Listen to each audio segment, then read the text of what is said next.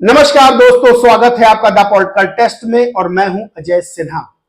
दोस्तों, आकाश आनंद का इस लोकसभा चुनाव में कद जो सामने निकल के आया है उसने उनके विरोधी दलों की नींदें उड़ा दी हैं। यानी बीजेपी और समाजवादी पार्टी और कांग्रेस इंडिया अलायंस की नींदें उड़ गई हैं, क्योंकि आकाश आनंद ने अपने आक्रामक भाषणों के जरिए जहां एक तरफ विरोधी दलों की नींदें उड़ाई हैं, वहीं अपने समर्थकों में एक उत्साह भरने का काम किया है।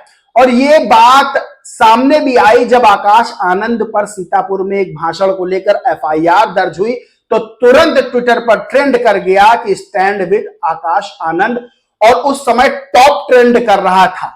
दोस्तों, सबसे बड़ा सवाल यह खड़ा होता है कि एक तरफ जब आकाश आनंद से कथित तौर पर उनके विरोधी घबरा रहे हैं और इस दौरान उन पर एफआईआर कर दी जाती है, उसके बाद जब उनकी रैलियां नहीं होती हैं तो ये तमाम तरह के सवाल होने लगते हैं कि आखिर आकाश आनंद की रैलियां क्यों नहीं हो रही।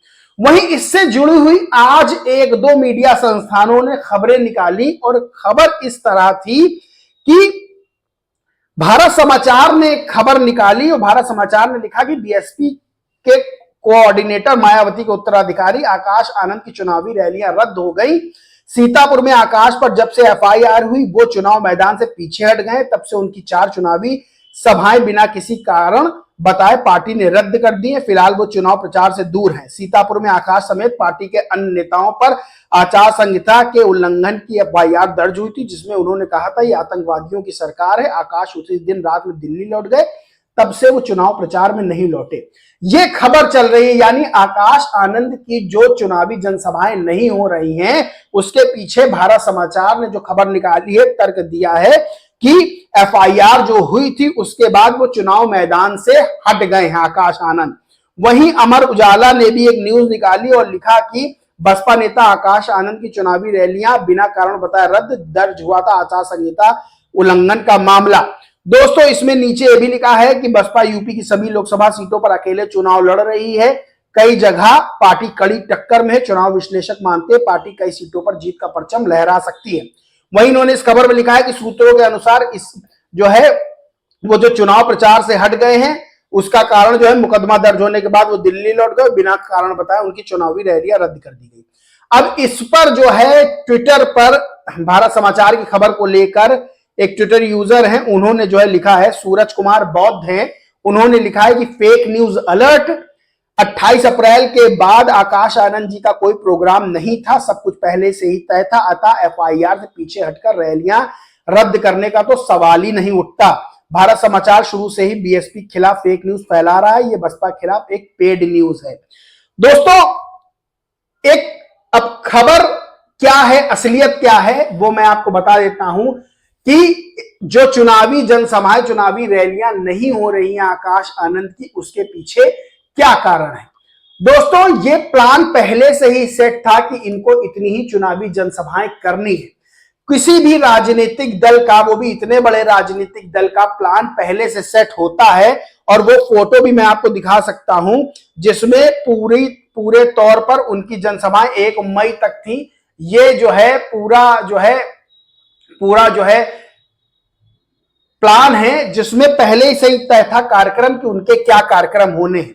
दोस्तों, एफआईआर होना किसी भी राजनीतिक दल के बड़े नेता के खिलाफ कोई बहुत बड़ी बात नहीं है, क्योंकि राजनीति में बयान देना और राजनीति में इस तरह की एफआईआर होना, ये नेता पहले से ही परिपक्व होते हैं कि ऐसी चीजें हो सकती हैं। वो भी बीएसपी जैसी बड़ी तीसरे नंबर की भारत में पार्टी है, राष्ट्रीय पार्टी है, उसके राष्ट्रीय नेता और 4 बार की मुख्यमंत्री बीएसपी सुप्रीमो मायावती के भतीजे, इतने बड़े कद के नेता के खिलाफ अगर एफआईआर होती है तो उस एफआईआर को लेकर वो अपने कदम पीछे खींच ले, बड़ी हास्यास्पद बात लगती है। यानी ये बात हजम नहीं होती है।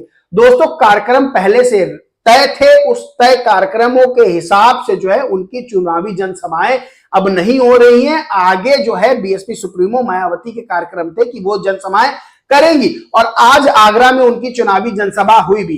दोस्तों, बीएसपी जैसी बड़ी पार्टी जिसके पास अपना वोट बैंक है, जिसके पास अपने वकीलों की फौज है, क्या वो जो बीएसपी के बड़े नेता राष्ट्रीय कोऑर्डिनेटर आकाश आनंद जो है वो एक एफआईआर से अपने कदम पीछे खींच लेंगे, ये खबर चलाना अपने आप में हास्यास्पद है और कई सवाल खड़े करती है।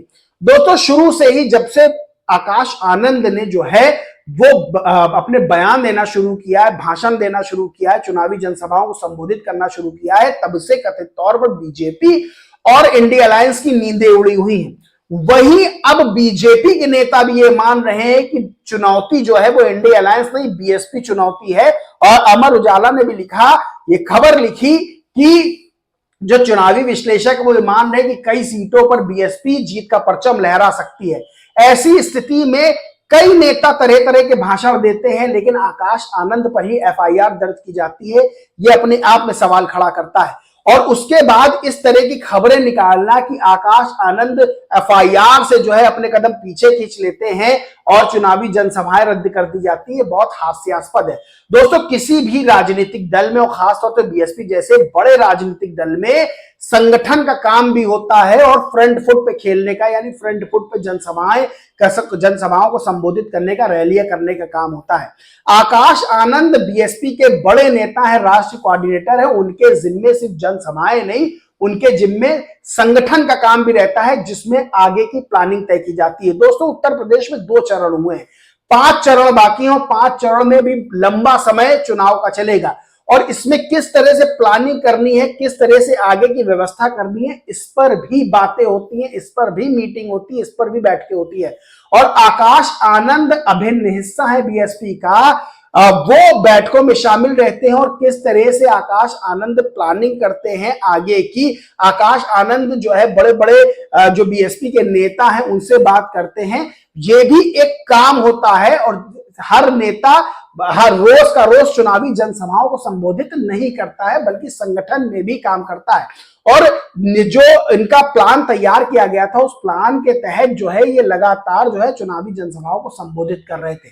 तो ये कह देना कि एक एफआईआर होने से कोई इतना बड़ा नेता अपने कदम पीछे खींच लेगा, वो भी इतना बड़ा समर्थक वर्ग जिसके साथ जुड़ा हो, ये बहुत ही हास्यास्पद है और इस खबर पे खुद में सवालिया निशान खड़े होते हैं दोस्तों।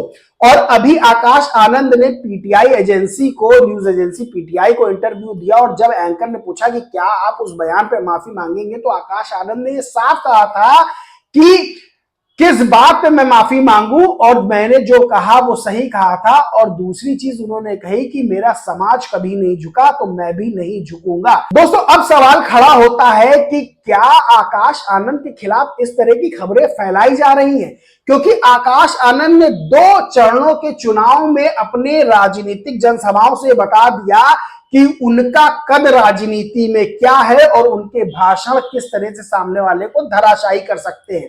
तो दोस्तों आकाश आनंद की छवि को धूमिल करने के लिए, आकाश आनंद को राजनीतिक रूप से कमजोर करने के लिए और आकाश आनंद की छवि को उनके समर्थकों के बीच में कमजोर दिखाने के लिए इस तरह की क्या खबरें चलाई जा रही हैं, ये एक बड़ा सवाल खड़ा होता है दोस्तों।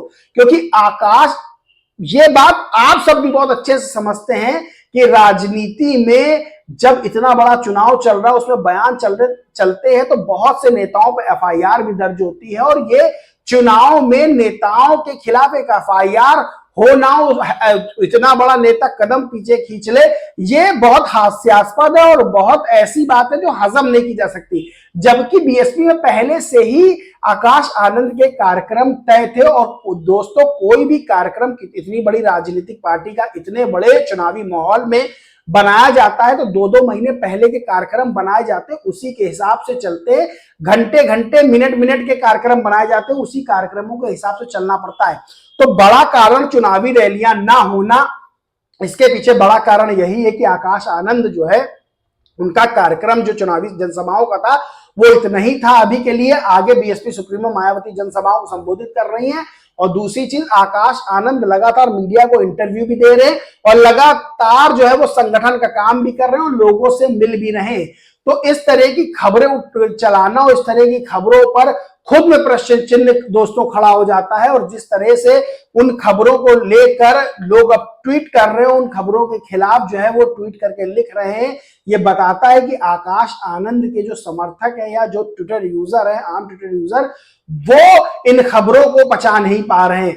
जबकि सच्चाई दोस्तों यही है कि आकाश आनंद संगठन के काम में बिजी है और उनका जो है चुनावी कार्यक्रम जनसभाओं का वो 1 मई तक था, उसके भी कागज सामने आ गए। आकाश आनंद लगातार मीडिया में एक्टिव है और लगातार वो इंटरव्यू दे रहे हैं और लोगों से मिल रहे हैं और आगे के कार्यक्रमों की प्लानिंग भी तैयार कर रहे हैं। दोस्तों इस पूरे मामले पर आपका क्या मानना है, क्या कहना है, कमेंट करके जरूर बताएं। वीडियो अच्छा लगा तो लाइक करके शेयर करो, चैनल को सब्सक्राइब नहीं किया तो सब्सक्राइब करके बेल आइकन जरूर दबा लें। जय हिंद, जय भारत।